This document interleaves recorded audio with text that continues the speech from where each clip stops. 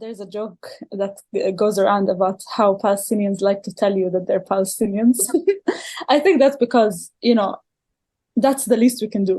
The least we can do is say that we're Palestinians. And even saying that is an area of like, Bismillah. Who's going to start? Hi, Leen. Hi. Do you have your tea? I do, actually, yes. My tea with meramia. What do you have? What kind of tea do you have? I have mint tea. The thing is, like, mint is very, I feel like mint in Amman is so watered down because, like, you don't cook Mm. it yourself.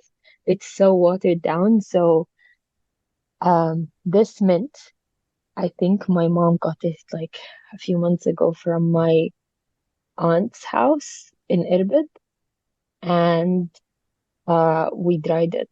So every time you just put it, it's almost like it's fresh, but it's actually dried mint and it still tastes good. Yeah, I agree on that. I don't like tea with mint most of the time because it doesn't taste that well. That's why I have my meramia. But I don't like tea, which is funny because we're calling this tea with mint over tea with mint. I guess I'll start the welcome to our new podcast. So welcome listeners to this new podcast with your hosts, me, Leen, and Sara. And yeah, as I've told Sarah, I don't like tea, but I've prepared it just for the first episode, You can prepare anything you want to sip on while listening to this. I'm just saying, I'm not going to be preparing tea for the next few sessions. So this is, I think, gonna be like more of an introductory session to like the podcast, what we want to do with it, what kind of topics we want to discuss and all that. But first of all, since you hate tea, Leen, why did we call it Over Tea with Mint?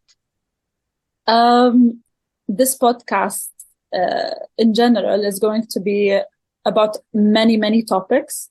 But for these few coming episodes, we wanted to focus on the current, country in the news that we've seen through the days, and like till now, I think 20,300 people, actually more, but in Gaza alone, have died. And so we're calling this series Over Tea with Mint, but for the coming few episodes, it's going to be Over Tea with Maramiya. Maramiya is a herb that many Palestinians like to drink with their tea. And even Jordan, it's kind of a Helps sign with that your this is stomach. it helps with Yeah. the stomach, and it's also like a Palestinian is preparing this tea if they're going to make it with maramiya. I think, like you told me, صح, not many people drink it with maramiya, or like maramiya is known to be a Palestinian herb. I don't know. Like we do sometimes, but like again, it's mostly when we have a stomachache. And I personally don't like the taste of Mary. It's like kind of weird. Fine. But I think like it's very fitting the Maramia if like we change it to Maramia to with the upcoming few episodes because we're gonna be talking about the Palestinian case, which is kind of like a bitter reality. Yeah. And I think I suggested to call the podcast between the bitter and the sweet, and that's kind of like how I feel my maramiya tea tastes like. It's kind of the reason why I like maramiya, because it has a very strong taste. But sometimes it's overwhelming for some people, which is exactly how this this topic is. I think the reason why we want to start, and I guess I'm jumping in. We'll talk more about ourselves in a bit, but the reason why we want to make this podcast is to kind of at this moment shed light on the Palestinian experience, even before what many people call the biggest catastrophe in Israeli history, 7th of October. How has life been for Palestinians before then? Why are Palestinians so annoying? And I wanted to share the experience from my minuscule understanding of it, as a Palestinian living outside of Palestine, because obviously I'm not having the same depth of experience as people living there. But I wanted to share my experience first, and we want to hopefully in the future also shed light on the experience of Palestinians living inside of Palestine, and just like the general life of Palestinian in Palestine or in the diaspora all over, and also like shed light on how the Middle Eastern experience of this conflict is, you know. So I guess since I talked a lot, we're gonna start with the host introductions, and I guess Sarah, take it from here. Okay. So, host introductions, a little bit about me. I'm pretty sure. Okay. Yeah. Sarah, name. Okay. That's my name. I'm not sure what else I'm supposed to say. I live in Jordan and I am Jordanian. And I currently have, like, in terms of professional wise, I work in the corporate world. I don't know if it's fortunate or unfortunate in this time. I have also professionally, like, this is my first corporate job. I started only a few months ago. Before that, I was working mostly with educational institutions, and and I haven't been living in Jordan for very long, but I've lived in the Middle East my entire life. So, uh, this is gonna be like, I think this podcast is also like, if we ever talk about other topics, it's gonna just like talk about our experiences as two women, I guess, living in the Middle East, and two Middle Eastern women living in the Middle East, and what we think about. Exactly. And just like navigating life and our like points of views on like different topics. But I think it's also important for us to mention that we've kind of like also been, both of us, we met in high school. Um, so which was an international school. We went through international curriculums our entire lives. So we also feel very, to a certain degree, westernized in a way, or like we feel like there's a Western culture that was imposed on us in a way. Um, so we feel like we have maybe not a very unique perspective, because that's also the experience of a lot of people in the Middle East, but somehow, yeah, maybe also a unique perspective. I was going to I thought you were going to talk about your publishing interests, but you didn't. Publishing interests. Yeah, I guess both me and Leon. I don't know if like you can jump in at any point that I want to talk, like speak for you, but as well. But yeah, we both have interests in the publishing industry, and not just like in the publishing industry where we want to work in the publishing industry, but we both like want to write books and hopefully have them published one day, inshallah. And yeah, I think I want to talk more about like also the themes in the books that we want to write, that we want to explore. But I feel like that could be just a different episode. And like we could just like, because that could go on forever. Yeah, I agree. Um, I'll comment on that in a bit after I finish my introduction. But basically, hi, my name is Leen. I am a graphic designer. I come from an animation degree background, and yeah, I'm just really into the art sector. I currently work in an events company, and yeah, that part of my life is very exciting. I'm really happy about it. But I also have, as Sarah mentioned, a lot of interest in books and writing and reading and the publishing industry. I think, as Sarah mentioned, like I identify with the Muslim, Middle Eastern Arab narrative, and even though we both studied in an international curriculum point of view, I think that's why it would be really great for us. I think there is a need for people like us to start speaking about our narratives, because we understand to a certain degree the Western point of view. And so when we shed light on topics about us, we can also kind of understand what they want to know, or what other people coming from different backgrounds want to know about us and our experience. I forgot what I was going to share a comment on.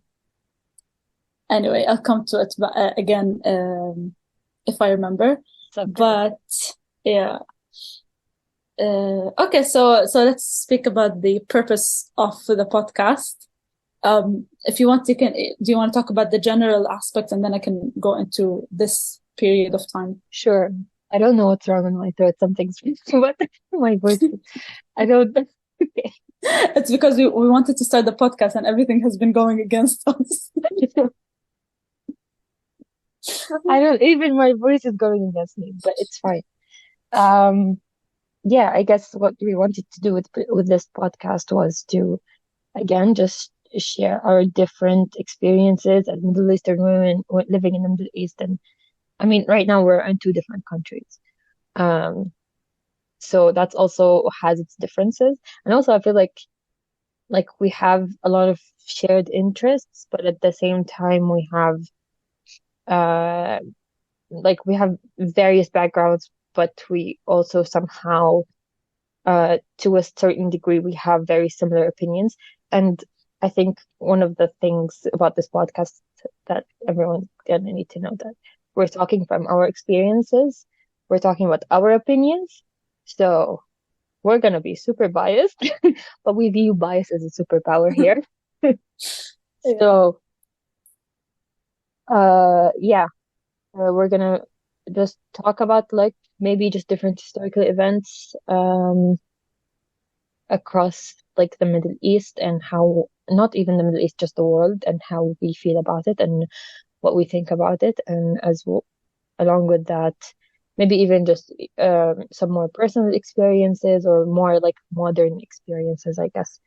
And just like the general perspective of how we view that. And also we could just talk about like there will be episodes where we talk about our life philosophy or just like random thoughts that we're having and like that we thought to think about a little too deeply. I think it's So, funny that we're starting this podcast because we always discuss certain topics as if like there's an audience with us. yeah. Like, like the fact that me and Sarah, we live in different countries. Whenever we come into our sessions, which alhamdulillah we have been able to keep our sessions for like weekly to bi-weekly kind of timing, every 2 weeks we meet. We've been living in different countries for more than 7 years, and we're like, Yeah, that's a long time. I know, right? And like we've How have we discussed been so able many. to stay friends? I know, right? Like I always see the people who are long distance friends and they only kind of talk to each other every couple of months. But alhamdulillah, we have been able to keep our friendship strong, and now we're starting a podcast together. So more commitment, okay? We have to keep it strong from now on for the people who are non-existent at this point.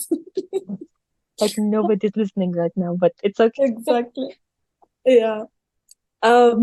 So yeah, for the coming period, I think what me and Sarah we agreed we want to focus on is the Palestinian experience pre-October 7. It's not only going to be about the Palestinian experience. I think there is a lot of inclarity, is that a word, about so many different topics regarding the Arab world and how they deal with the Palestinian war, genocide, whatever you want to call it. I think I don't want to use the conflict anymore because that's a very stupid word to use about this.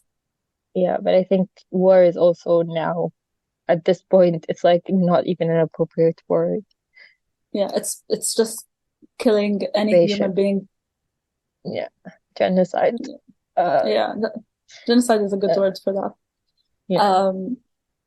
But yeah, it's a story of how the Arab nations, even around Palestine, deal with like Palestinian existence. Because like I think many people don't understand that Palestinian existence is a struggle everywhere in the world and that's why there's a joke that goes around about how Palestinians like to tell you that they're Palestinians. I think that's because, that's the least we can do. The least we can do is say that we're Palestinians. And even saying that is an area of like whenever I say that right now, people are like, "Oh, is your family all right?" As if, every Palestinian. And I think that's the issue. There's a lot of people do not understand Palestinians and how they exist. Because for me, I have very little family inside of Palestine. And like people that I know, there are some people who have no family inside of Palestine, but we still identify with the struggle because we we are basically now without a country. And obviously, I'm very privileged, alhamdulillah, that I am also Jordanian, and I identify with both of these identities. And I guess we're going to discuss this a lot more, so I don't want to go into it from now. But this podcast is for anybody who's curious to understand how we exist and how the questions, like some of the questions that are on top of my mind is like, some people might ask, why don't I go into Palestine? Why doesn't Sara go into Palestine? Like we could, right? We could go there and enter the Palestinian land. But why don't we do that? Or why doesn't Egypt accept Palestinians into its land? There are so many things that I think people do not understand about how Arabs are dealing with this. And it's because they lack understanding about our religious, moral, ethical dilemmas that come into these things. And also they do not understand how the countries, how am I going to explain this? Before so many wars came into the Middle East, before there was a Syrian war and Iraqi war and I don't know war, like all the wars that are coming on, people used to just freely roam around all of these cities. And I think people do not understand that, Do you wanna interject? Yeah, I just want to say like what we always say about when we bring up this topic, we had Schengen before there was Schengen. True. Like my father was Like, he was what's the word? A tradesman in a sense. And he would go into Iraq. He would go into Syria for business and come back the next day into Jordan. Before the 2011 Syrian war, we went into Syria for a day and a half by car. Like that's what was how easy it was to just roam around. And I think we'll explain it later, but it has a lot to do with how Palestinians are located around the Arab world also currently, and how they were relocated themselves all over the Arab world. It's not because, they were thrown there. Some people had lives all over the Middle East. They had summer homes in certain places, and they had, that's how we existed. It wasn't just like a refugee story for everybody, but that's also something that the occupiers used to justify just moving us around, as if we are we can exist anywhere, as if we have no roots. Do you want to add anything? I had a comment and I forgot it. It's okay, take your time. We're actually ahead of the schedule. We wrote some meeting notes for this podcast to go into, and I think we managed to explain very vaguely a lot about what we want to have in this. She I remembers. remember. No, because like when you were talking about like how people don't understand, and like whenever you tell somebody you're Palestinian, they ask about your safety. I remember once, not during these like events over the last few days, not a few days, month and a half. At this point, but during the last events, like they were happening in 2021, I think, right? The Sheikh Jarrah event. Yeah, but then there was also bombing on Gaza. Yeah, of After course. that, of Collective course, they punishment, always bomb Gaza. It's what they like to do. So I think I was like posting about it on Instagram, and like everybody, like I'm not even Palestinian, I'm Jordanian. And I remember like when you said like people were asking you, is your family safe? Are you safe? Blah blah blah. And somebody asked me that on social media, and I'm like, okay, you need to understand, I'm in Jordan. I am safe. These people are not. They don't understand. So that just kind of like came to mind. But I think it also like came from a like a place of good intentions, but just like a very misinformed place, like or a person who just did not know very much or at all about Yeah. the Palestinian cause or what it is or how it started or anything.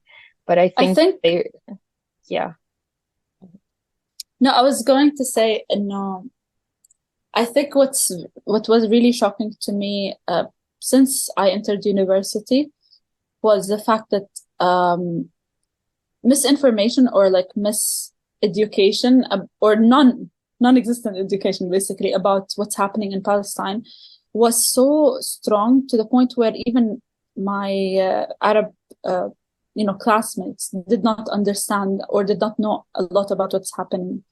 And so this made me realize from like this happened like in 2015 till 2020. That was my university years. Um, I realized that there is a lack of education even in the Arab world. It's not only exclusive to the Western world, and there are more and more news and podcast sources in the Arab world that are educating people who want to understand. But for people like me and even Sara and people who are in the Arab world that like to listen to Western media, there isn't a lot of information going on for people like these people, and there's a lack of narrative. Basically, there's no one speaking about this. It's kind of like we're speaking in our little bubble, Palestinian to Palestinian, Jordanians. I think there's a bunch of nationalities that have a bit of knowledge about what's happening, more knowledge يعني, than most. But even my Sara, يعني, until like a couple of years ago, there was also a lack of understanding. yeah, from like I think it was always something that was present for me. Like it was like I knew like my entire life I knew to boycott certain brands or like not go to certain coffee shops. Um, and honestly, like I haven't. Like there are certain coffee shops that I like that I've probably never tried because I was like boycotting just my entire life. But I knew it was because of Palestine and there was an occupation, but I didn't know anything past that.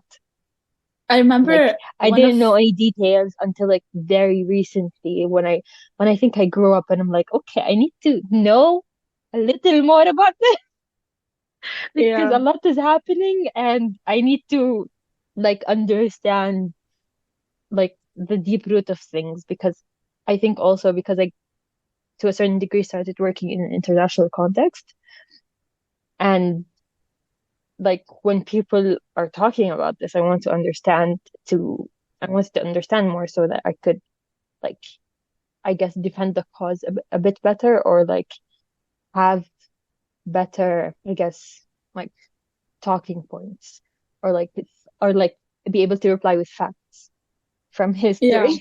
I remember Yeah. one of the biggest things I remember from our high school interactions. One time people asked us like asked me and you, I think we were in the same conversation, and they're like, so you're Jordanian Palestinian and Sarah is Jordanian. What's the difference? And I was like, the difference, and this is actually not a difference that many people can even say they have.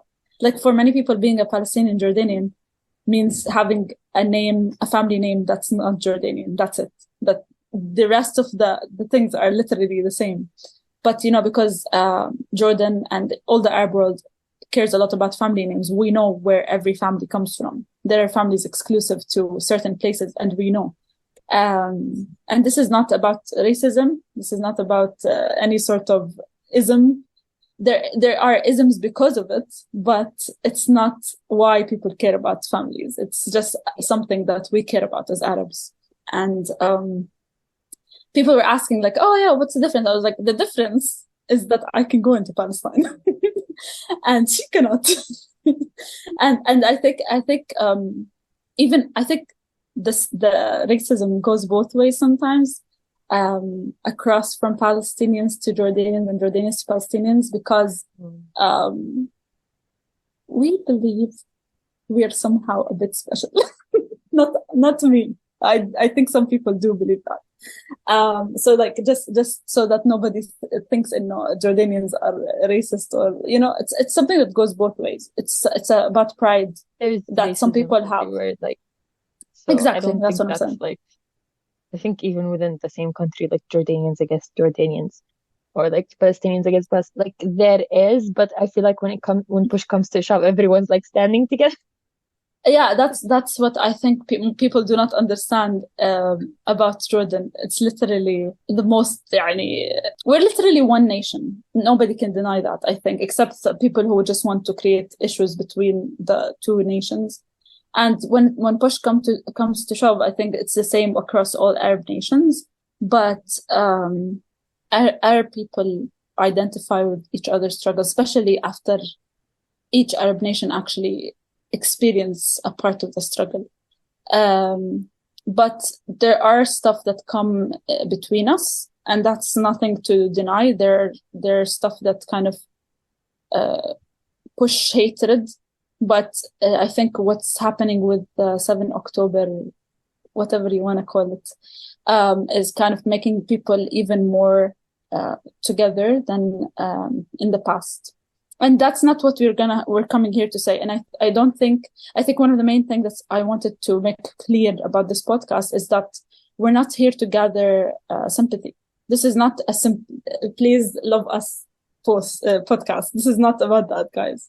This is about, I think, documenting and sharing our experience so that if you want to understand and know more about it, you're welcome to do so. But it's coming from a place of resilience. And that's something that I hate, how some people view the Palestinian issue. Like, oh, we feel so bad for the mothers and children. We don't want your sympathy. We're here to share our point of view. Sara. Yeah. And I think I just want to comment on something you said, like a bit earlier, when you said that I can't go into Palestine, but you can. I think I think it's also important to understand that not all Palestinians have that privilege of like going into Palestine if they would choose to. Most of them don't. Yeah. That's the thing that I think just makes everything so much worse. Or like just the whole idea of the occupation and what it's based on is that you don't allow Palestinians to go back. It's funny because like even in my family, me and my mother and my siblings can go into Palestine because my mom has I don't know what you guys call it, but like Lim al-Shamal or the green card, that kind of, makes us able to go into Palestine. And I'll speak about more why other Palestinians don't go in there. But my father doesn't have that document. And so, my father does not have that document, so he cannot go into Palestine. He never went in there. But me and my mom and my siblings have. And I guess we're gonna speak more about that hopefully in the next sessions, inshallah. Yeah, so I think this is a nice segue into talking about like what the actual next episode is gonna be about.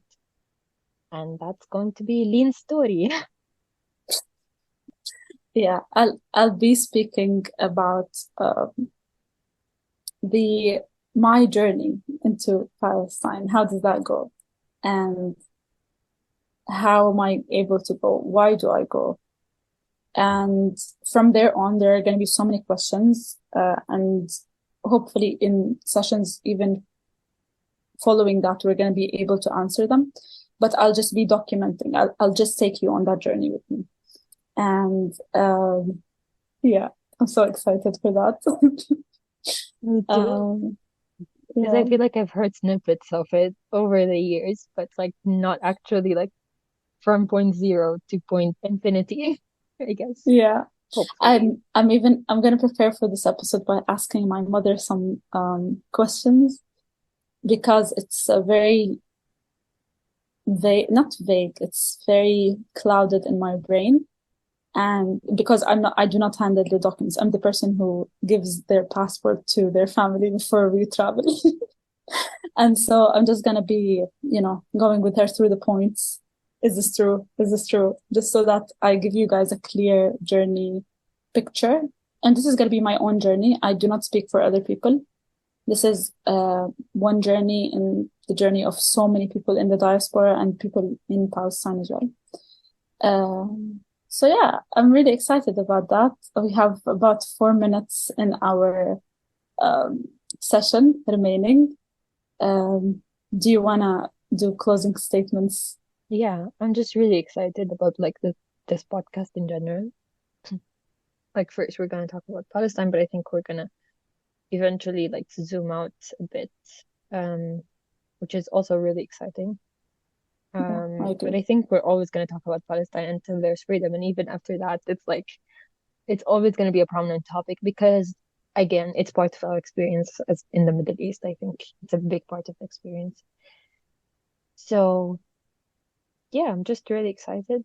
And Yeah, I think one final thing I want to say is like I think the things that we're going to speak about are things that we don't usually discuss outside of our tiny discussions online. And it's because yeah, these are very loud topics, as in not loud in volume, but loud in like some controversy. people don't want to, yeah, they don't want to hear it. They don't want to talk about these things. And Yeah, so even for us, it's hard to kind of come out of that shell and speak on them, even if they're literally part of our living experiences. But we're gonna try our best, inshallah. And yeah, I guess we will see you guys in the coming sessions. Can end it there, right? yeah. مع السلامة. إلى اللقاء. Bye.